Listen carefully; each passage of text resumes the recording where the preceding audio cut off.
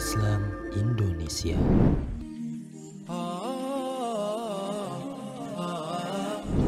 Assalamualaikum warahmatullahi wabarakatuh. Waalaikumsalam. Para jamaah sekalian, masih bersama saya dan Ustaz Nur Alam Al-Jurjani. Beliau merupakan Ustadz yang hafiz Quran. Insya Allah kali ini masih akan membahas seputar ruqyah. Langsung saja kita bertanya kepada Ustaz Nur Alam. Assalamualaikum Ustaz. Waalaikumsalam warahmatullahi wabarakatuh. Di kalangan masyarakat ini mungkin yang awam dengan ruqyah masih ada kekhawatiran Ustaz, membedakan antara ruqyah yang syariah ataupun bukan, atau mungkin malah takutnya dukun yang berpenampilan seperti Ustaz. Mungkin yang menjadi pembeda antara ruqyah syariah itu dengan yang lainnya itu apa Ustaz? Mohon penjelasannya Ustaz. Ya, memang secara umum ruqyah itu memang terbagi menjadi dua. Ada ruqyah syar'iyah, ada ruqyah ghair syar'iyah. Jadi ada yang memang ruqyah yang secara syar'i itu benar. Ada ruqyah yang memang bukan syar'i. Karena ruqyah sendiri artinya kan jampi-jampi. Nah, di masyarakat kita, apabila di Jawa, Sunda, ya Indonesia itu kadang-kadang ada ruqyah yang memang tidak syar'iyah. Nah, pertama ruqyah syar'iyah itu adalah diambil dari Al-Quran. Yang kedua diambil dari hadis Rasulullah SAW. Yang ketiga memang diambil dari doa-doa para ulama yang sesuai dengan Al-Quran dan Sunnah Rasulullah SAW. Ini diantaranya seperti itu. Dan ruqyah yang sesungguhnya dia itu nggak tahu yang gaib. Jadi kalau ada mengaku ruqyah tapi dia ngaku mengetahui yang gaib, ini berarti bukan ruqyah yang syar'i. Nah, ruqyah yang ghair syar'i itu memang ya isinya menyimpang, apalagi dengan pakai bahasa-bahasa, mungkin bahasa lokal, bahasa Jawa, bahasa Sunda, tapi lokal. Ini kadang-kadang sering kita temukan di mana orang itu tanpa sadar pakai ruqyah yang ghair syar'iyah. Itu diantara misalnya orang banyak mencari namanya kulhu geni. Nah, kulhu geni itu diambil kata kulhuwa geni. Katakanlah dia Allah itu api. Ini kan sudah menyimpang. Nah, itu untuk ruqyah.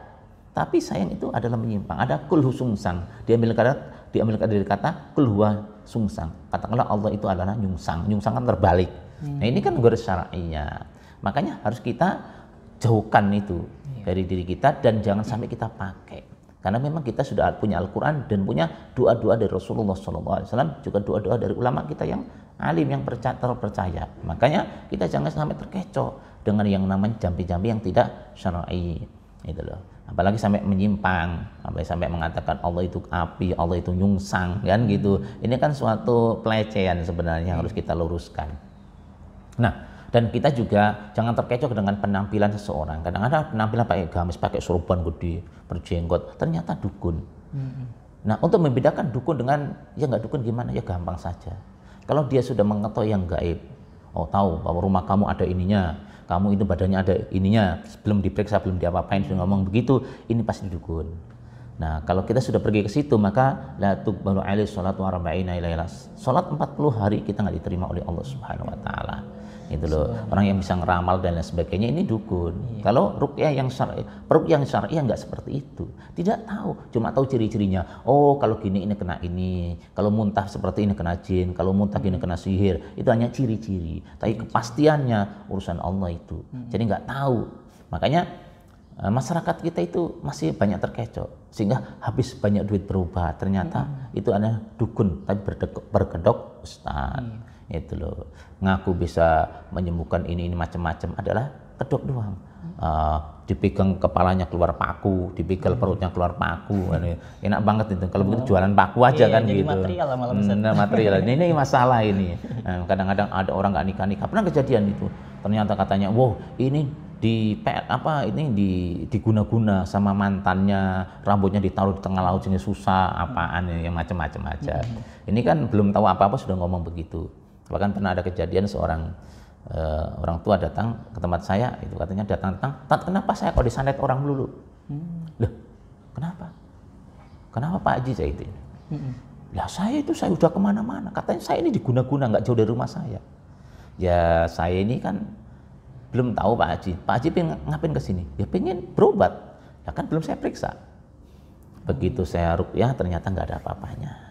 Ternyata dia itu kena saraf kejepit saja. Ya maklum, penyakit tua kan gitu. Nah ini kadang-kadang kita itu begitu. Banyak orang itu. Pernah ada orang itu anak muda bonyok sini ya itu, bonyok. Dibawa orang tuanya, saya tanya, kenapa ini Pak? Wow, ini ditonjok sama dukunnya. Kenapa? Jinnya nggak mau keluar, ditonjok sampai bengkak gitu. Nah, ternyata begitu saya cek, ternyata ini bukan kena guna-guna, dia itu kena sakit jiwa. Nah, tolong Pak, saya bisikin bapaknya, bawa ke rumah sakit jiwa. Itu loh. Dia katanya sudah habis-habisan, sudah motong ayam putih, ayam hitam, dipotong udah jutaan dihabiskan untuk pengobatan nggak ada hasilnya. Dia salah berobat ke dukun. Ini masalahnya. Banyak sekali kejadian-kejadian itu ternyata banyak yang tertipu oleh dukun. Ya, dukun ngomong macam-macam, meyakinkan, akhirnya tertipu. Bahkan ada seorang imam, seorang ustadz yang memusola orang miskin, ditipu sama dukun habis sekian juta. Dia nggak punya duit, suruh ngutang supaya cepat diobati. Kalau nggak nanti bahaya. Karena apa? Dia itu punya penyakit telinganya kurang mendengar. Nggak sembuh, akhirnya dibawa ke tempat saya. Saya cek. Ini mah penyakit tua, namanya orang tua sudah ya begitu berkurang pendengarannya, bukan karena ada jinnya kena santet ini. Nah ini banyak kejadian karena informasi yang keliru. Lah itu makanya kan buat-buat juga. Ya makanya masyarakat itu harus jeli dalam berobat. Boleh saja berobat alternatif, ruqyah boleh, itu ada hadisnya, diperbolehkan kita ruqyah. Hanya saja jangan sampai kita masuk dalam pertama ruqyah yang bersyariah, ruqyah syaitoniyah, dan kita jangan sampai terjebak oleh dukun yang berpenampilan ustaz. Bahkan ada yang katanya bisa ngundang malaikat, ngundang nabi, ngundang orang-orang yang sudah mati, ngundang wali songo. Ini sudah pasti dukun, ini jangan dipercaya. Kita datang ke situ dilarang oleh Allah Subhanahu wa taala, dilarang oleh Rasulullah sallallahu alaihi wasallam. Ya begitu ya, penjelasan singkat. Mungkin ada yang ditanyakan mungkin? Mungkin kalau misalkan dari peruqyah atau misalkan orang yang akan meruqyah itu tahu orang yang melakukan guna-guna atau santet gitu, itu apakah termasuk ruqyah yang syar'i? Masih termasuk ruqyah yang syar'i atau gimana? Ya jadi memang pengalaman saya ketika ngeruqyah seorang ini nanti akan ada reaksi.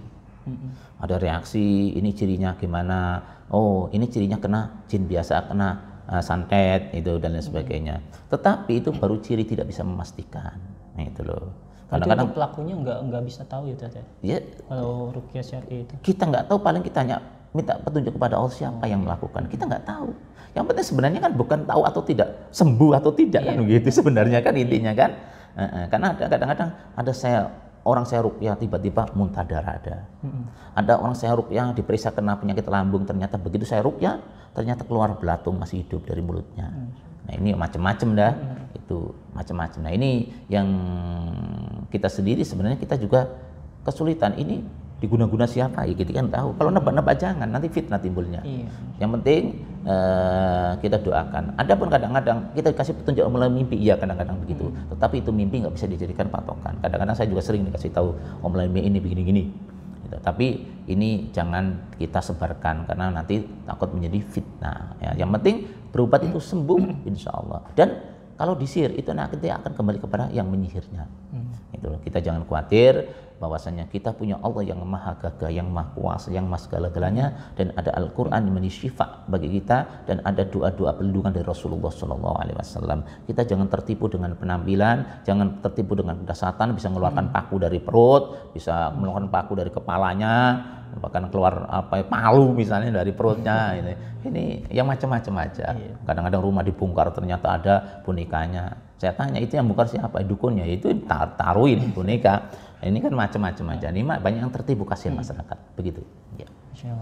Terima kasih Ustadz atas penjelasannya. Mungkin dari penjelasan tadi para jamaah dapat menyimpulkan sendiri banyak informasi yang dapat kita ambil untuk membedakan antara ruqyah syariah dan yang bukan, dan untuk membedakan mana yang dukun dan mana yang benar-benar ustadz yang melakukan ruqyah syariah. Baik, terima kasih Ustadz. Assalamualaikum warahmatullahi wabarakatuh. Waalaikumsalam warahmatullahi wabarakatuh.